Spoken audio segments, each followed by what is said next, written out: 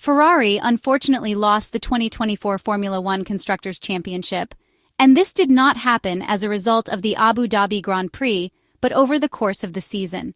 We have to admit that McLaren deserved it more, despite committing numerous errors.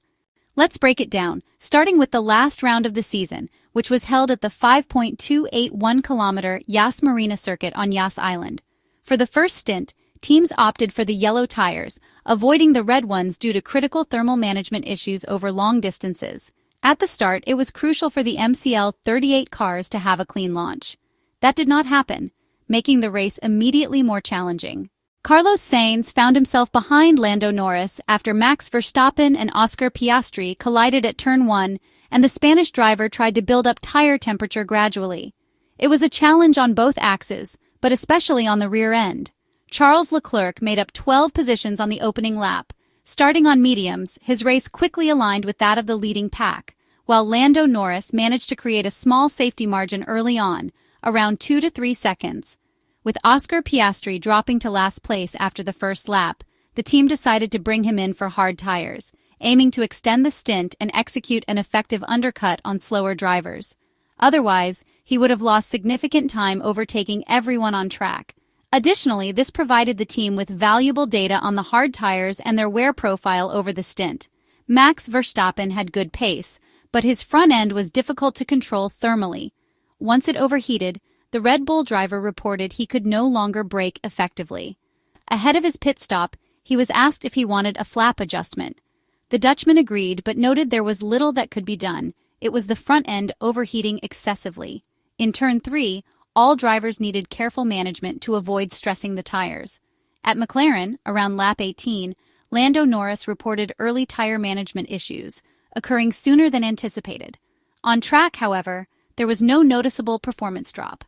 Their main limitation was the front right tire.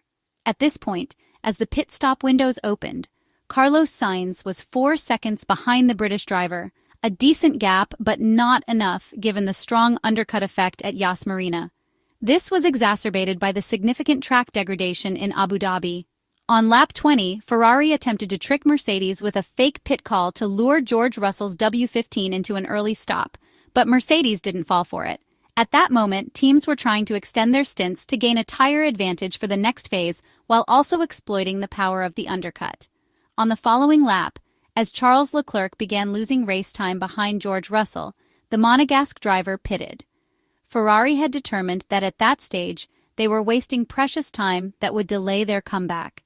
On lap 26, Carlos Sainz also pitted to attempt an undercut on Lando Norris's McLaren MCL38. However, the following lap, McLaren reacted, calling the British driver in to switch to the hard tires and retaining the position. The Spaniard put together a very quick outlap, and upon exiting the pits, found himself 1.6 seconds behind the number 4 MCL38. The future Williams driver did not attempt an attack, as a gradual introduction to the tire was essential in order to be able to extend its lifespan. During the early laps of the second stint, Ferrari focused on hard tire management, particularly in Turn 3 and its entry. Charles Leclerc was informed that strategists were considering Plan C, a single-stop strategy. The Monegasque, however, responded that it seemed overly optimistic. McLaren faced a similar situation, with tire degradation management zones focused on Turns 2 and 3. Lando Norris's engineer suggested he could push a bit harder. Another area where the McLaren driver was losing time was braking into Turns 5 and 6. Subsequently, they began assessing the possibility that Carlos Sainz might not stop again, attempting a single-stop strategy to finish the race on the white tires. In that case, they asked Lando Norris if he thought he could overtake Carlos Sainz on track, as they were convinced Ferrari would make a second pit stop. Charles Leclerc, meanwhile, experienced some graining with the hard tires, leading to a degree of understeer. This phase of the tire typically clears up after a few laps, allowing performance to stabilize.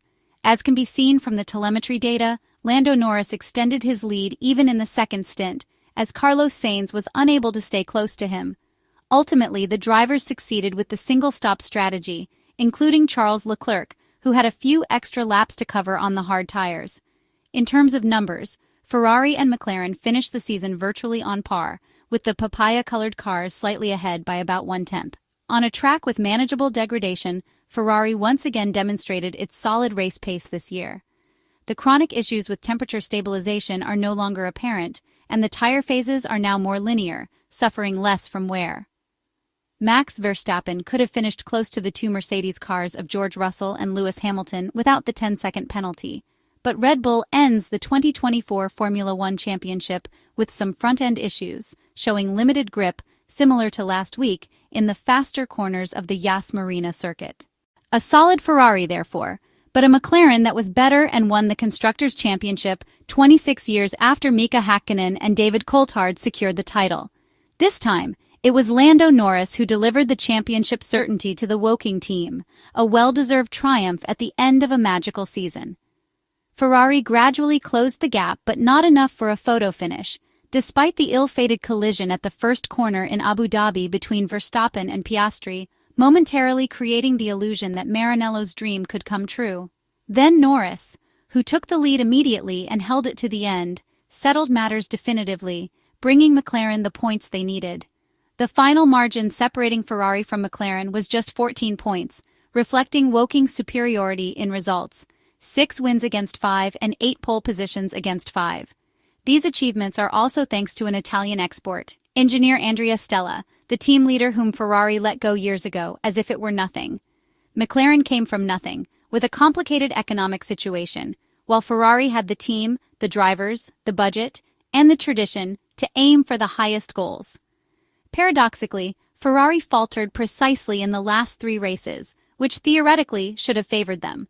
From the Maranello team, a strong reaction was expected to open the door to a brighter future, which has been a recurring theme for years, and that reaction came.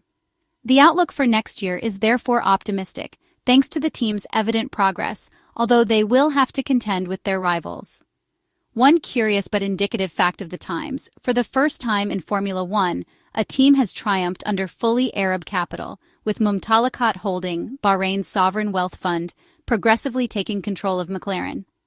Returning to Ferrari, however, the solid performance of Sainz, finishing second at 5.8 seconds, and an exceptional Leclerc, who climbed to third after starting 19th and making 11 overtakes, helped also by retirements in the first lap, deserves emphasis.